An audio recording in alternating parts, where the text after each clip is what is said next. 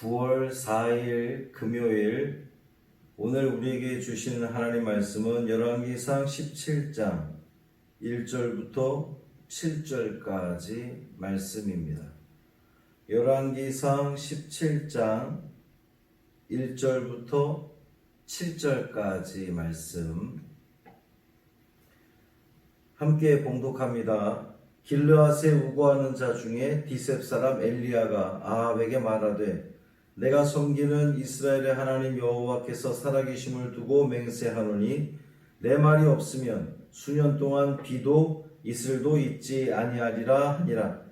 여호와의 말씀이 엘리야에게 임하여 이르시되 너는 여기서 떠나 동쪽으로 가서 요단 앞 그리 시냇가에 숨고 그 시냇물을 마시라. 내가 까마귀들에게 명령하여 거기서 너를 먹이게 하리라. 그가 여호와의 말씀과 같이 하여 곧 가서 요단 앞 그리 시냇가에 머물매 까마귀들이 아침에도 떡과 고기를 저녁에도 떡과 고기를 가져왔고 그가 시냇물을 마셨으나 땅에 비가 내리지 아니하므로 얼마 후에 그 시내가 마르니라. 아멘. 이 말씀 하나님 말씀입니다. 오늘도 주님의 동행하신 가운데에 승리하는 복 있는 삶이 되시기를 주님의 이름으로 축원합니다. 남유다와 북이스라엘의 왕들에 대한 이야기들을 우리가 이제 쭉 살펴봤고요. 이제 드디어 엘리야가 등장을 합니다. 사실 아합이 왕이 되었다는 그런 그 이야기를 우리가 읽으면서 이제 엘리야가 등장하겠구나 이렇게 예상할 수 있었죠. 엘리야가 누굽니까? 우리는 갈멜산에서 그 바알과 아세라를 섬겼던 그 선지자들과 싸워서 이겼던 그 엘리야를 우리는 기억을 합니다. 뿐만 아니라 엘리야는 죽음을 보지 않고 하나님께 들림받은 사람으로 우리는 또 그렇게 기억합니다. 신약 성경에서 엘리야 그러면 이제 세례 요한을 이 엘리야와 견주기도 하고요. 또 예수님께서 제자들에게 사람들이 나를 누구라 하느냐라고 물었을 때에 제자들이 대답하기를 주님을 엘리야라고 하더이다 이렇게 말했던 것을 우리는 또 기억을 합니다. 또한 변화산에서 예수님이 이제 모세와 엘리야와 함께 이제 변모되는 그러한 그 장면을 우리가 봤는데 율법을 대표하는 모세 그리고 선지자를 대표하는 엘리야. 그러니까 이 엘리야는 아예 그냥 이스라엘 사람들에게 있어서 선지자의 대표자가 바로 이 엘리야였던 거죠. 또 야고보서에서는 엘리야는 우리와 성정이 같은 사람이로되 이렇게 우리와 같은 사람으로 그렇게 소개되고 있습니다.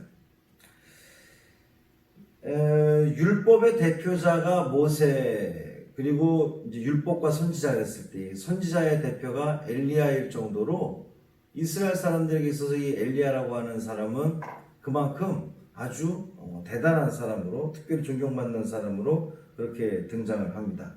이제 그 엘리야가 나오는데 엘리야가 아합에게 이야기를 하는 거죠. 근데 여러분 아합이 누굽니까?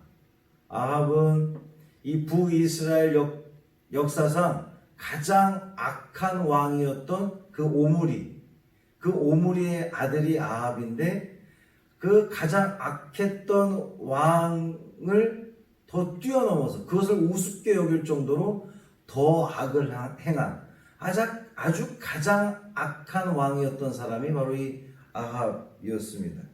그의 재임 기간에 우상 숭배가 가장 극심했던 하나님과 아주 최고조로 적으로 있었던 사람이 바로 이 아합 왕이었던 거죠.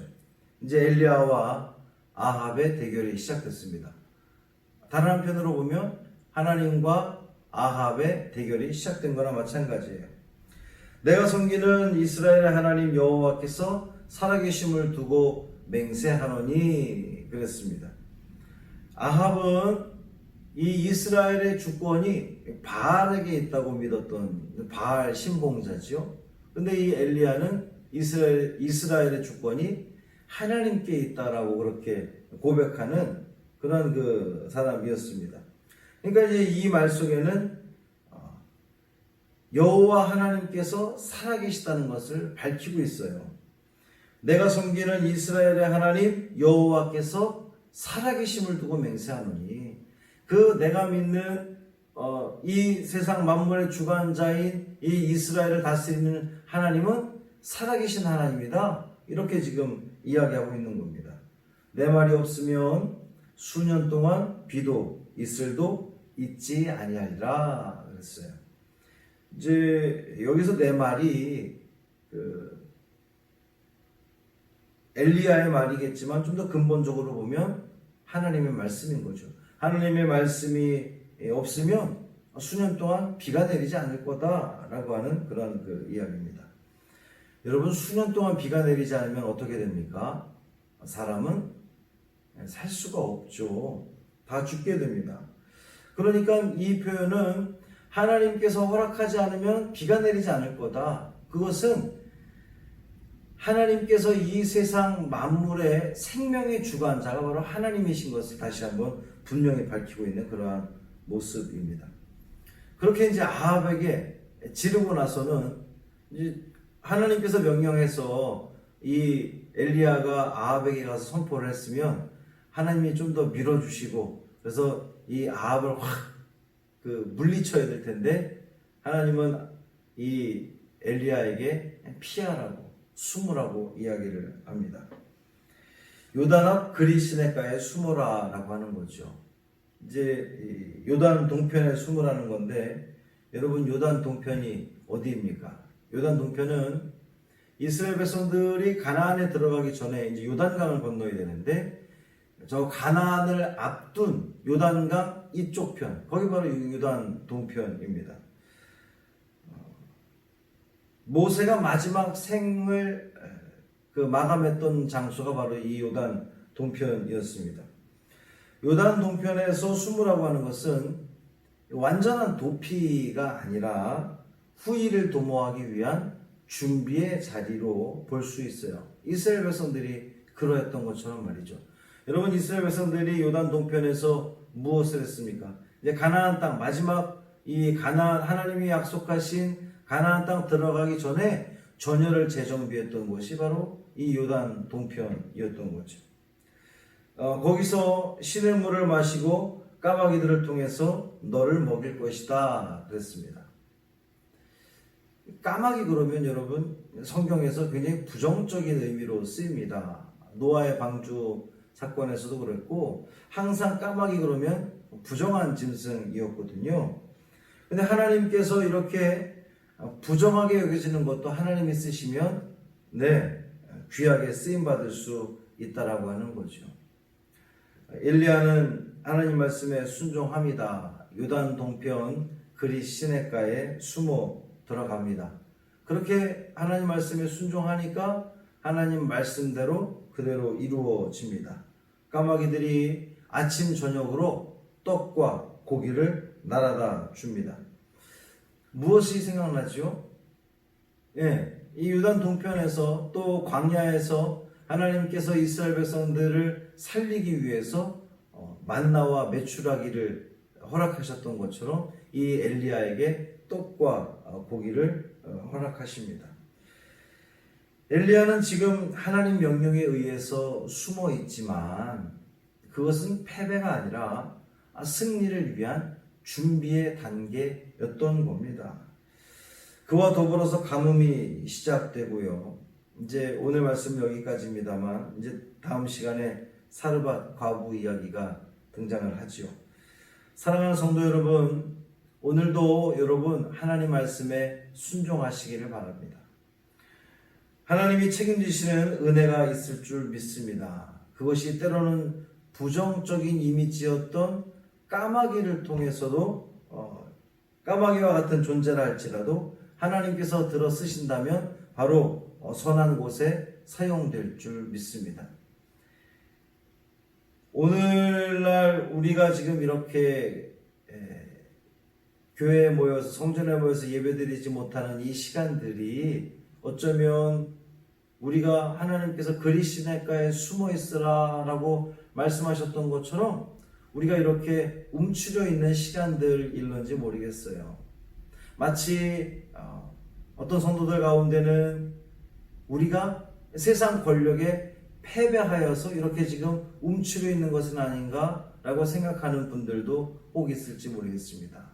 그러나 여러분, 지금 우리는 세상 권력에 졌기 때문에 이렇게 하고 있는 것이 아닙니다. 더 나은 또 하나님의 승리를 위해서 우리는 지금 준비하고 있는 거예요. 하나님의 그 역사를 위해서 우리는 지금 준비 단계, 우리는 지금 잠시 숨을 고르고 있는 그러한 단계다, 이렇게 볼 수 있습니다. 오늘 이 하루도 매 순간마다 도우시는, 그리고 떡과 고기를 까마귀를 통해서 허락하셨던, 정말 우리에게 필요한 순간마다 정확하게 한치의 오차도 없이 정확하게 역사하시는 그 하나님의 은총과 사랑을 마음껏 누리는, 충분히 누리는 복 있는 저와 여러분의 삶이 되시기를 주님의 이름으로 축원합니다. 할렐루야. 살아계신 아버지 하나님, 고맙습니다. 하나님께서 이제 엘리야를 통해서 아합 왕에게 하나님 말씀을 대언하고 또 잠시 그리시네가로 숨어있는 이 상황들을 우리가 보게 됩니다. 숨어 지내면서도 하나님께서 허락하셨던 그 떡과 고기를 통하여서 이 엘리야가 생명을 유지하게 됩니다. 그는 져서 그곳에 있는 것이 아닌 것을 우리는 다시 한번 확인하게 되었습니다. 하나님의 승리를 위해서 지금 준비하고 있는 그러한 시간인 것을 우리는 확인하게 되었습니다. 지금 오늘날 우리 한국교회가 성전에 모여서 예배드리지 못하는 상황이 세상 권력에 져서 패배하여서가 아니라 더 나은 하나님의 승리를 위해서 지금 준비하는 그런 그 단계라고 우리는 믿습니다. 주님, 이 하루도 더욱더 우리가 철저히 방역하게 하시고 또 철저히 준비하게 하시고 더욱더 철저히 주님 앞에 엎드리며 말씀 가운데 살아가고 매 순간마다 주님과 동행하는 삶을, 주님께 초점 맞추는 삶을 통하여서 우리를 통해서 어떻게 역사하실지 우리가 이 시간들을 더욱더 믿음 가운데 준비할 수 있는 믿음의 성도들 되게 하여 주옵소서. 금요일입니다. 한 주간의 삶을 또 시간들을 마무리하는 이날 최선을 다해 살아가게 하여 주옵시고 또 저녁 9시에 금요기도회로 우리가 또 다시 말씀 또 찬양 기도하는 시간을 가질 때에 하나님께 온전히 기쁨 드리며 영광 돌리는 우리 모두의 삶 되게 하여 주옵소서. 우리 주 예수 그리스도의 이름으로 간절히 축복하며 기도합니다. 아멘.